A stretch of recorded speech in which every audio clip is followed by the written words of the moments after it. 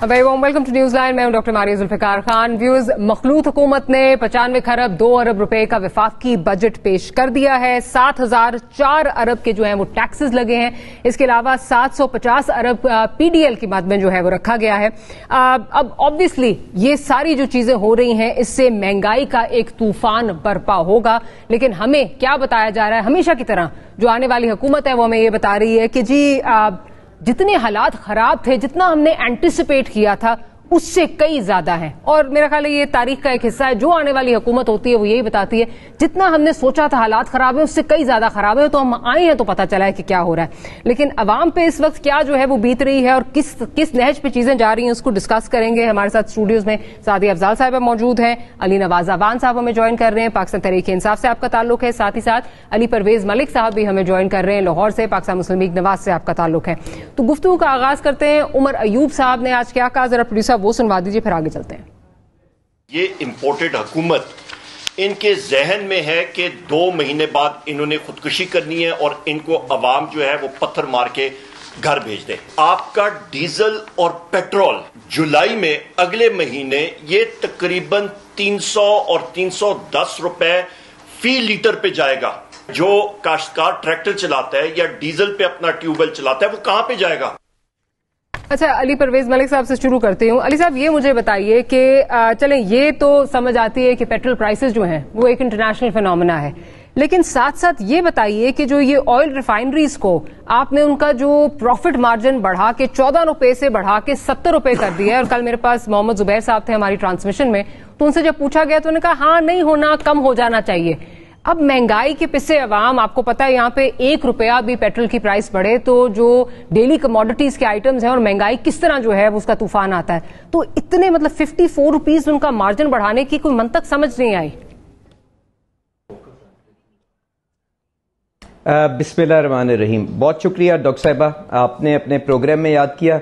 अच्छा, मैं आपके सवाल पे आने से पहले सिर्फ ये गुजारिश करूंगा कि मैं भी, आप जानती हैं, लाहौर से मुंतखब होके नेशनल असेंबली में पहुंचा हूं, तो मुझे अवाम की जो तकलीफ है उससे मैं बिल्कुल वाकिफ हूं। और मुझे ये भी मालूम है कि पिछले 3-4 साल के अंदर क्या महंगाई का तूफान उनके ऊपर बरपा था और किस तरह से उनकी परचेजिंग पावर एरोड हुई है। तो मैं जो आपसे बात करने जा रहा हूं इसको बिल्कुल गलत इंटरप्रेट ना करिएगा, मैं बिल्कुल एहसास रखता हूं इन सारी तकलीफ का। गुजारिश इस तरह से है कि मैं और मैं कोशिश ये करूंगा कि कोई पॉजिटिव डायरेक्शन जो मुल्क को अब आपने आगे जो मुश्किल फैसले करने हैं उनके पीछे जो लॉजिक है, मंतक है, वो आपके सामने पेश कर दूं, क्योंकि यहां पे लगी लिपटी बातों से यहां पे मामलात हल नहीं होंगे। गुजारिश ये है कि हमारी हुकूमत की जो अव्वलीन तरजीह है डॉक्टर साहिबा वो ये है कि आपने डिफॉल्ट से पाकिस्तान को बचाना है।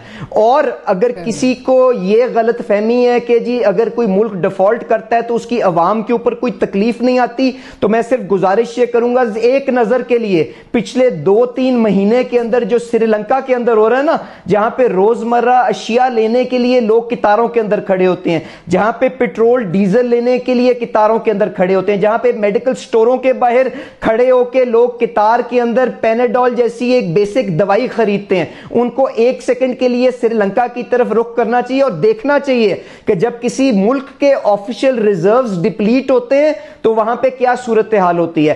अब जो पाकिस्तान की सूरत हाल है उसके पीछे जो हम कोशिश कर रहे हैं वो ये है कि हम डिफॉल्ट से बचा लें, क्योंकि बाकी चीजों की सानवी हैसियत है। गुजारिश ये है, पाकिस्तान तहरीके इंसाफ की हुकूमत को जब निकाला गया था, और आप ये फैक्ट्स काइंडली चेक करिएगा, और मेरा भाई अली नवाज अवान एक नहायती काबिल आदमी है, उसको कहिएगा अगर मैंने फैक्चुअली कोई गलत बात की है तो बिल्कुल मेरी इस्लाह करे, मैं उसको पॉजिटिवली लूंगा। तो गुजारिश ये है कि जब पाकिस्तान तहरीके इंसाफ की हुकूमत निकाली गई थी तो क्या स्टेट बैंक के पास ज़खायर जो थे वो $11 बिलियन से कम के थे कि नहीं थे? एक मेरा बुनियादी सवाल ये। दूसरी बात ये, उन $11 बिलियन के अंदर से भी जो $10 बिलियन के रिजर्व पड़े हुए थे वो मांगे टांगे कि हमने अपने दोस्त ममालिक से लिए हुए थे, और उनको भी नथी किया हुआ था कि जी IMF का प्रोग्राम आपके पास ग्रीन लाइट होगा तो आप ये डिपॉजिट अपने पास रख सकते हैं, वरना हम आपसे विड्रॉ कर लेंगे। इसके अलावा اس فائنینشیل ایئر کے اندر ہمیں $10 بلین اور درکار تھے, جس کے اندر آپ کو ڈیٹ ری پیمنٹ کرنی تھی, اگلے 3 مہینے کا کرنٹ اکاؤنٹ ڈیفیسٹ میٹ کرنا تھا, اپنا سٹاک کا اپنا جو ریزروز کا بفر بلڈ کرنا تھا. تو مجھے بتا دے فسکل سٹیبلائزیشن کے علاوہ ہمارے پاس کون سی اور آپشن تھی؟ پہلی بات تو یہ. اب آجیں جو آپ نے پیٹرول سبسڈیز کی بات کی, جی میں اس کے بعد بریفلی بات کر دوں. آپ نے جو ریفائننگ مارجنز کی بات کی, بالکل ویلڈ آبزرویشن ہے. میں آپ سے 2 گزارشات کروں گا اور میں ڈیٹیل میں آپ کو اگلے سیگمنٹ میں جواب دے دوں گا. پہلی بات تو یہ کہ پاکستان کے اندر ریفائنریز جو ہیں وہ 50% کیپیسٹی کے اوپر چل رہی ہیں, کیونکہ موسٹلی جو آپ تیل منگواتے ہیں وہ ریفائنڈ پروڈکٹ کی شکل کے اندر منگواتے ہیں. اور جو ریفائننگ مارجنز کے اندر جو ایکسپینشن ہوئی ہے, میں آپ سے گزارش کروں گا, آپ نے پاکستان کے اندر جو مارجن 20 روپے سے اٹھ کے 60 روپے پہ گیا ہے, بالکل رائٹ فلی پوائنٹ آؤٹ کیا. اور میں اپیل کروں گا ہمارے جو پیٹرولیم منسٹر ہیں اس کو جس حد تک کرٹیل کر سکیں ضرور کریں تاکہ لوگوں کو ریلیف ملے. پر گزارش یہ کروں گا کہ انٹرنیشنل ڈیزل ریفائننگ مارجنز کیا اس سے کہیں گنا زیادہ بڑھے ہیں کہ نہیں بڑھے؟ کائنڈلی یہ بھی دیکھ لیں تو آپ کو پتا چلے گا اکنامک لینڈسکیپ کس طرح سے چینج ہوئی ہے. اور جو علی بھائی چلے رشین آئل والا اگر آپ کہتی ہیں میں اس کے اوپر بھی بات کروں, اس پہ تو آگے وہ علی صاحب بات کریں گے, علی اوان صاحب اس کی طرف جائیں گے, تو آئی ول گو آن دیٹ سائڈ. لیکن بات یہ ہے کہ چلے مجھے افسوس یہ ہو رہا ہے کہ کل زبیر صاحب جو ہیں انہوں نے بھی مانا کہ ہاں یہ نہیں ہونا چاہیے, آج آپ بھی مان رہے ہیں کہ ہاں اتنا مارجن جو ہے نہیں ہونا چاہیے, لیکن ساتھ ساتھ اس کی آپ توجہ بھی دے رہے ہیں کہ انٹرنیشنلی بھی دیکھیں. سعدی صاحبہ آپ کے علی صاحب کے پاس جانے سے پہلے میں آپ کے پاس آتی ہوں. ڈاکٹر صاحبہ میری ایک سیکنڈ, صرف ایک سیکنڈ. ڈاکٹر صاحبہ اگر آپ یہاں پہ اپنی ریفائنریز کا مارجن پروٹیکٹ نہیں کریں گے تو وہ آپریٹ نہیں کریں گے, آپ کا امپورٹ اور زیادہ بڑھ جائے گی کیونکہ آپ کو ریفائنڈ پروڈکٹ منگوانا پڑے گا. تو آپ کو جو انٹرنیشنل مارجن دنیا کے اندر علی بھائی فرام 14 روپیز ٹو 70 56 روپیز, اتنا زیادہ مارجن. میں آپ کو انٹرنیشنل مارجنز کیسے موو کیے میں آپ کو واٹس ایپ کروں, ذرا وہ بھی اگلے سیگمنٹ میں دکھا دیجیے گا. اچھا سعدی صاحبہ آپ مجھے یہ بتائیے کہ جو یہ آئل ریفائنریز کی بات ہو رہی ہے, اب یہ کہ بڑھانا, اتنا بڑھانا, یہ آپ سمجھتی ہیں بڑھنا چاہیے تھا اتنا زیادہ؟ گو کہ وہ کہہ رہے ہیں کہ انٹرنیشنل جو ہے وہ اتنا بڑھ گیا ہے اور وہ ایک مجبوراً جو ہے وہ ہاں اس حساب سے جو ہے ہوا. لیکن جس قسم کا اب ہمیں آگے بھی سننے میں آ رہا ہے کہ آگے پی ڈی ایل ابھی جو ہے وہ لگے گا 30 روپے, 17% جی ایس ٹی لگے گا, گو کہ وہ ان کے اوپر ہولی سولی نہیں آپ ڈال کے جا سکتے, بٹ ابھی مزید جو ہے وہ ہم نے پسنا ہے. اس میں اتنے زیادہ مارجنز آپ کا خیال ہے کہ کہیں گنجائش بالکل پسنا ہے؟ اور یہ آبویسلی یہ علی پرویز ملک صاحب کی بات نہیں, آپ نے زبیر صاحب کا حوالہ دیا. انفیکٹ مفتاح اسماعیل صاحب نے بھی ایسی آگے بات کی ہے, آج ہی ان کا بیان آیا ہے, اور آئی ایم ایف کو لے کے بھی اوور آل ان کو بھی پتا ہے کہ جتنے بھی ہم اقدامات اٹھا رہے ہیں اس پہ کہیں بھی ہمیں گرین لائٹ نہیں ملنی ہے. آپ کو یاد ہوگا ایک زمانے میں علی اوان صاحب کی حکومت نے زراعت کے شعبے میں فرٹیلائزر پہ, سیڈ پہ اور مشینری پہ سبسڈی دی تھی. آئی ایم ایف گئے, یہ آئی ایم ایف سے ان کو کہا گیا کہ جی واپس کریں, اس کو ریوزٹ کریں, وہ ریورس ہوا.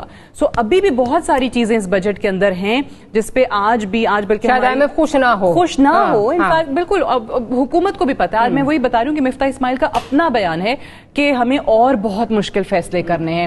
سو وہ مشکل فیصلے انفارچونیٹلی یہ صحیح کہہ رہے ہیں کہ ٹھیک ہے ان کو بھی احساس آئی ایم شیور ہوگا کہ ہلکے کی عوام کیا کہہ رہی ہے, سب کچھ ہے, لیکن وہ بوجھ عوام کے اوپر ہی آ رہا ہے. اینڈ بہت ٹریڈیشنل باتیں ہوتی ہیں کہ جی جو بھی حکومت آتی ہے وہ کہتی ہے کہ یہ ورثے میں ہمیں ملا تھا, پچھلی جو حکومت تھی وہ یہ چھوڑ کے چلی گئی ہے. 19 سال ہو گئے مجھے میڈیا میں نے آج تک کوئی ایسی حکومت نہیں دیکھی جو یہ نہ کہتی ہو کہ خزانہ خالی تھا, ہمیں تو کچھ ملا ہی نہیں. یہ تو ہو رہا ہے. لیکن obviously علی پرویز ملک صاحب کی پارٹی سے اس وقت یہ سوال ضرور ہوگا کہ آپ کو تو پتا تھا جس چیز کا جو نیریٹو خان صاحب بنا رہے ہیں وہ کیا بنا رہے ہیں, وہ یہی بنا رہے ہیں نا کہ آپ تو کہتے تھے کہ ہم نے اکانومی کا بیڑا غرق کر دیا ہے.